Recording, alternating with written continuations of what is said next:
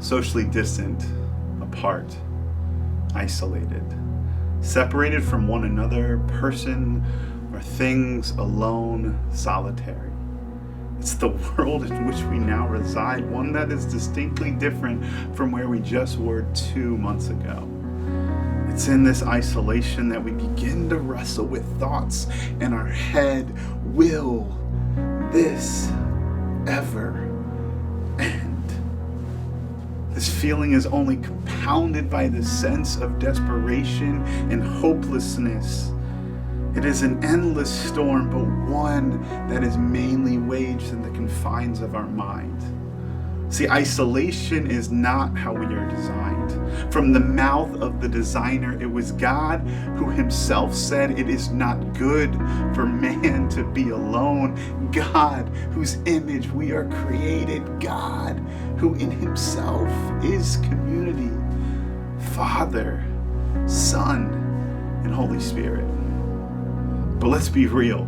Many, even outside the pandemic, struggle with feelings of loneliness, destitute of sympathetic or friendly companionship, affected with feelings of depression associated with being alone. Maybe not in physical presence, but in emotional and mental engagement. We long to be seen, heard, and known by someone, even just one. Often the problem is not that love hasn't been given, but that we accept the love we think we deserve. What if the cure for loneliness was already given? What if the solution to the problem was already solved, but it was a solution that was hard to grasp? A truth that has been spoken time and time again is found in Deuteronomy 31:6, where it says, "He will never leave you or forsake you." It's a truth that changes the game when it is fully grasped and laid hold of. A truth that changes the very way we see ourselves. A truth that changes our identity, transforming us from the inside out.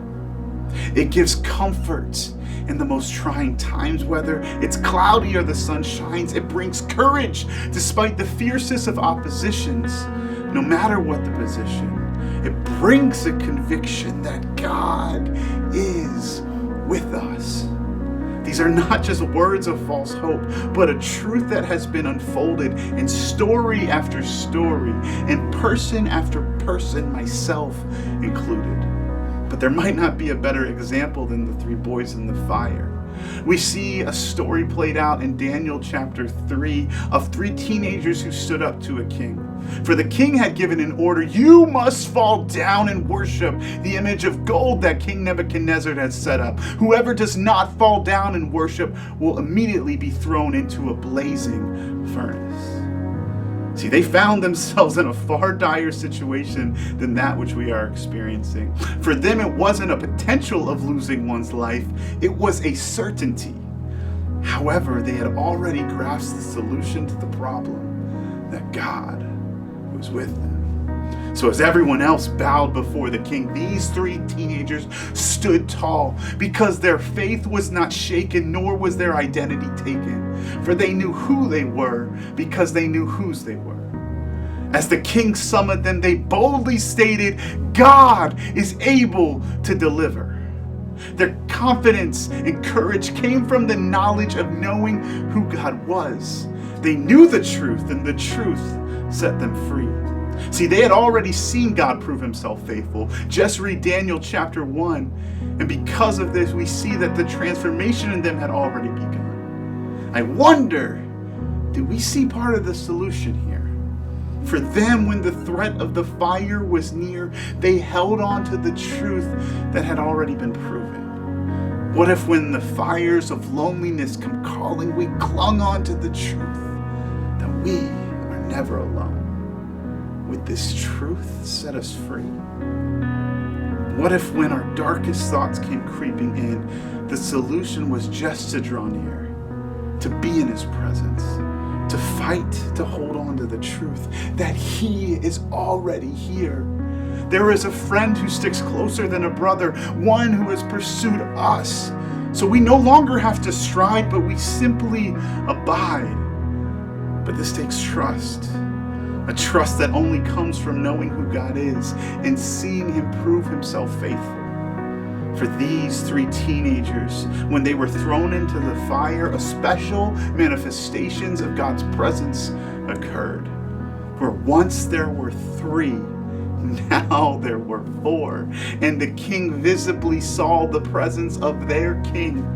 Though this was a special representation, it goes to show a timely conviction that we are never alone. God is with us in the fire. He will either deliver us or he will give us the strength to see it through. Either result, it does not go against the thing that God is with us. Maybe for you, this struggle is real. It's something you face day after day, pandemic or not. Maybe for you, the pandemic has made you feel lonely for the first time in a long time. Maybe for you, you're still okay. But I can almost guarantee that you will struggle with this at some point. Whatever the case, know this. Though you might feel alone, he is right there.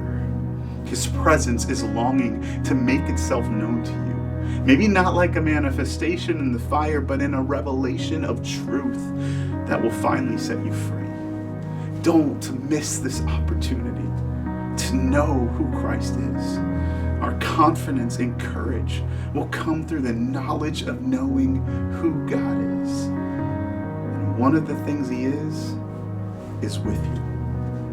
Right now, in this moment, take some time to abide in his presence. There will be a question and a challenge that comes on the screen for you to think through, followed by another time of worship. We love you, Source. Can't wait to see you again.